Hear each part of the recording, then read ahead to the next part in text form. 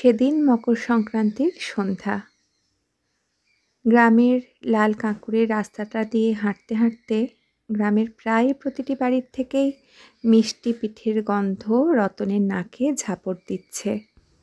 প্রায় বছর দশেক পরে নিজের ভিটেতে পা রাখল রতন। হঠাৎ করে সবাইকে চমকে দিয়ে সবারের হাসি মুখগুলো দেখব বলে কাউকে আগের থেকে কিচ্ছুটি না জানিয়েই রতন এবার এসেছে। উঠানের ডান দিকে রান্না চালাতে মা তার দুই বৌদিকে নিয়ে কাঠের উনুনে পিঠে বানাতে বসেছে। ভাইপো ভাইঝিরা বাটি হাতে জুলজুল করে কাকি জেঠির দিকে তাকিয়ে আছে, কখন পিঠে খাবে। লোহার গরম তাওয়াতে সরু পিঠের গোলনা দেওয়ার ছ্যাঁকছুক শব্দ আর পিঠের মিষ্টি গন্ধে উঠানের বাতাস ভরে আছে। আবার একটা নতুন গল্প লিখতে শুরু করেছি, তারই কিছুটা অংশ আপনাদের শোনালাম।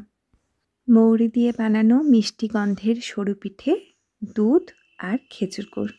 কি এরকম একটি থালি আপনাদের চলবে নাকি? আমার তো দারুণ লাগে।